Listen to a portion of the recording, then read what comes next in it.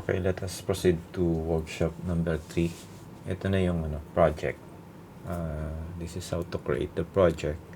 And yung mga details naman, yun talaga yung gagawin natin sa Friday. So, let's proceed. Okay, ito yung diagram natin or draft ng mga WBS na gagawin natin sa Primavera P6. At bago tayo makaproceed dito sa work breakdown structure, which is similar, familiar naman ito sa inyo. Okay? Kasi ginawa na natin ito nung first meeting. Kaya lang, syempre, bilisan nun at more on concepts yung ginawa ko para mas magkaroon kayo ng idea. Imagine, mga beginners kayo lahat and still, busy pa kayo sa pagkuha ng inyong mga academics. Hindi ganun kadali para ma-absorb nyo talaga ito. But I'm trying my best para makuha nyo talaga kasi ito special skills to na pwede nyo ilagay sa inyong resume pag kayo ay nag-apply kung iigihin nyo. And this is what I'm trying to do right now.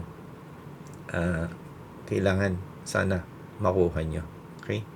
So, inumpisahan ko dun sa APS. Then, meron tayong OBS. Now, we have this WBS. Okay? But, as I have said, itong WBS, makikreate nyo ito inside a project. Okay? So, ayan siya. We have this project. It's divided into 1, 2, 3, 4, 5, 6. In level 2, merong 6 categories doon. And sa level 3, which is color green, dito apply mga color bands. Yung color green, level 3 siya. Ito naman yung mga branches nung level 2. And of course, pag nag-iba na yung color, so under level 3, yung level 4. Now dito naman, yung mga codes na inilagay ko dito, yung numbers, makakatulong din kasi look, level 1 single lang siya, digit. Level 2 2 digits. Level 3 3 digits, ayan. And then level 4, ayan, 1.5, 0.2, 0.1. So siya, 4 digits. So, makakatulong din siya. Okay, para mas madali nyo maintindihan. Okay, so ito yung gagawin natin sa Primavera. Okay, let's go back to the system. And okay, so here dito muna tayo sa workshops under training. Okay, magki-create tayo dyan ng isang project. So ito yung susundan nyo sa workshop number 3. So bali dito, unang makikita nyo yung project workshop number 3. Kasi yung 1 ay APS, yung 2 ay OBS.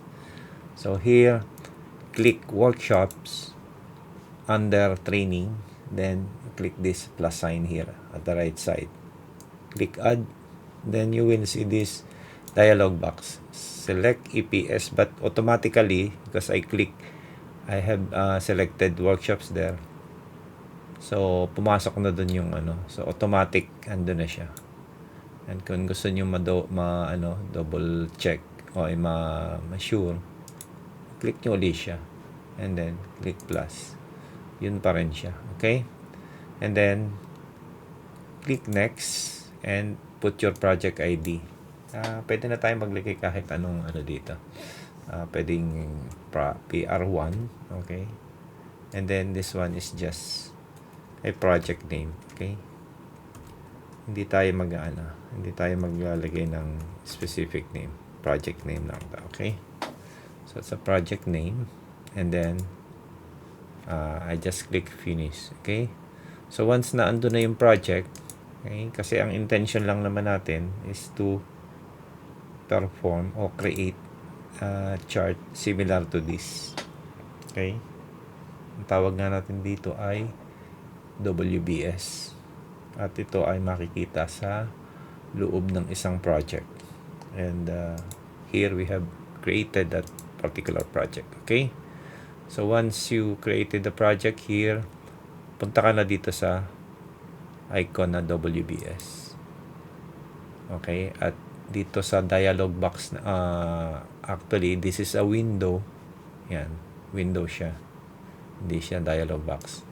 Dito sa window na ito, dito tayo mag-a-add and mag-modify ng work breakdown structure. So, again, tingnan natin ha. Madali lang to kasi bibilangin ko lang yan. Okay, may project na tayo, okay? So, punta na tayo sa level 2. 1, 2, 3, 4, 5, 6. So, ang level 2 ko ay 6 divisions or categories. So, ayan siya. And to check the level, punta ka lang dito sa group and sort by. Okay. Sorry. Kailangan punta ka sa activities. And then, group and sort by. Okay. So, dito, type mo yung W para pumunta rin yung WBS. Okay? So, yung level 1 natin, expect that the color will be color blue. Second level or level 2 will be green. Third is yellow. Okay? And so on. Make sure that there is in this dialog box dito ha, group and sort doon. Don't forget ha, nandun tayo sa activities window. Yan. Dito empty ito kanina na. Nagpunta lang siya dyan. I-rewind nyo na lang, okay? Then click OK. Yan.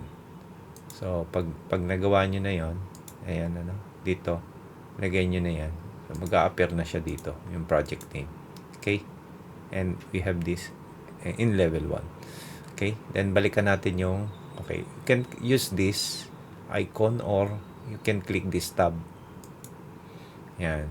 And just move this division Okay, so here itong bottom or details ng window sa baba, pwede natin yang i-close ha. Saan nga yun? Punta ka sa view and then show bottom. Meron ditong no bottom layout. Okay? So yun na muna yung gamitin natin ha. Okay, so kung tatandaan nyo pa, mayroon tayong 6 dito. 1, 2, 3, 4, 5, 6. Okay? Mga numbers na yan, yung primavera yung kusa maglalagay dyan. Nilagay ko lang dito as your reference for your visualization. Okay? So, 6. Kaya, under this, maglalagay ako ng 6. So, 1, 2, ayan. Tingnan nyo lang ha, baka hindi magkakatapat kasi dapat magka-level sila. So, pag hindi siya tumapat, adjust nyo lang. Ayan. Pwede namang mamaya na mag-adjust. So, bilangin nyo lang muna. 1, 2, 3, 4, 5, 6. Ayan. Hindi siya pagka 1, 2, 3, 4, 5. Isa pa. 6. Okay. Then, use this arrow. Okay. So, ayan. Para maano siya. Okay. So, mapansin nyo mula APS then OBS hanggang dito. Pare-parehas lang yung ginagawa natin. So, here, this will be your WBS 1.1, this 1.2, and so on. Okay? Gusto nyo gayahin to, 1.1, 1.2, 1.3. Look ha, WBS 1. Ito, lagyan nyo lang dito ng yan. 1. Ayan o, 1. Okay? Yung PR, ito, instead of PR, isusulat ko WBS 1. So, ayan o. Sakto na yan. Okay? O, ito. So, nagpare-parehas na siya. Okay? So, pinalita kasi PR yung ginamit ko kanina. But, doesn't, critical doon sa programming. Okay? So, ayan siya. So, okay na yung level 2 natin. And what is level 3? Level 3, yung lahat na green. Yung WBS 1.2, may dalawa. 1.3 has 3, 1.4 has 3 also. So, ilagay agad natin sila. So, 1.1, wala sa 1.1 ha. Yung 1.2, Wala yung 1.1, yung 1.2 may dalawa. 1, 2. Okay, again, hindi sila magkatapat ha. Yan, diyan kayo nagmi-miss dati, ano? Pero kita ko naman, ano? Marami na rin marunong niya. Okay? Then, dito, tatlo dito ha. Hindi ko natitingnan. Tatlo siya. 1, 2, 3. Okay, ang importante lang dito, yung recognition nyo ha, ng sub-level. Then, ito nyo i-copy paste yan, pero dito na lang tayo. Gamitin natin yung plus sign. Okay. So, ayan. Ito kasi, dapat habang ginagawa, alam nyo yung ginagawa nyo, hindi yung nag-iisip pa kayo. Okay. So, ayan. So, 3. Then, yung 1.5 natin ay may dalawang division o subdivision. So, 1, 2. Okay. So, dalawa. And then, yung levels, yung number 6, ano natin, sa level 2, mayroong dalawa. Okay. So, 1.6 may dalawa. Ayan. Okay. Tama na ba ganyan? Ganyan natin kung meron pa. Yung 1.5.2, ito, okay din yung may number dahil hindi naman natin lagyan ng description. Puro code lang siya. Dito, 1, 2, 3, 4, 5. So, may 5. So, okay. Okay, so, nasan siya? Ito, 1.5.2. Okay, so may 5 dito. Okay, 1, 2, 3, 4, 5. Ayan. So, ito. At kung iti-trace nyo yung code, yung numbers na inilagay natin, makikita nyo rin dito. Okay? Ayan. Di ba tatandaan nyo? Pagka level 4, may 4 na digits. Okay? Ito naman, lalagyan nyo lang ito ng description. Pero for now, hindi siya importante. Ang importante, alam nyo yung nabivisualize nyo habang gumagawa kayo dito. Ano kaya itsura niyan? Siyempre, magiging itsura niyan ganito. Yung meaning, parehas nito. Okay?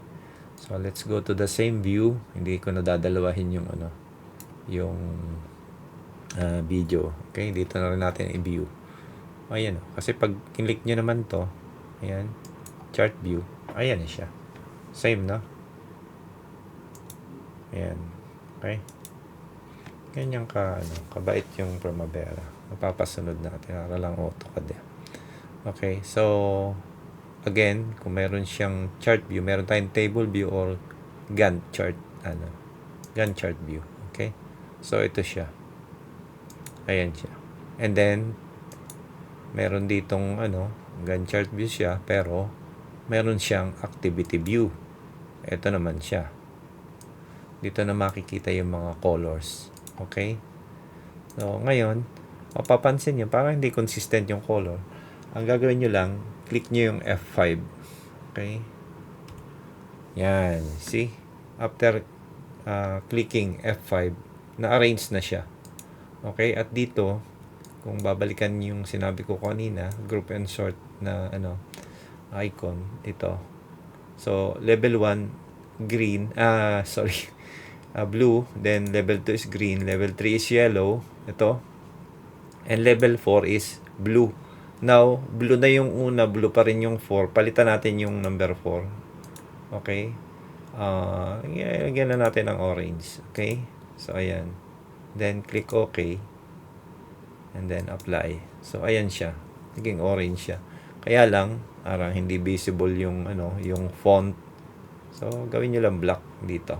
Okay? Ayan siya. Dito lang yung adjustment yan, ha? Ulit-ulitin nyo lang at makukuha nyo agad yan. Hindi siya ganun ka itong scheduling, hindi naman to mahirap. Mahirap talaga yung pagkuha ng mga activities sa drawing. At didiscussin nga natin sa Friday. So, ito yung ito yung actually, Gantt chart view o table view talaga na kitang-kita ko na yung mga colors. So, dito, kapag click mo to, ayan, ito siya. Ayan. Dito tayo nag-add and nag-modify. Okay? And also, here, kapag nag-click kayo ng ano, so, ayan siya. Okay? And again, itong mga nodes na ito, yan, yung mga rectangles na yan, pwede yung ano, i-customize. Pero, sa ating training na ngayon, wala pa tayong time para mag-ayos nito. Magpo-focus tayo dun sa talagang program muna. And then later nyo na balikan yan. Yung paglalagay ng mga activities dito. Okay? So, that's it for workshop number 3.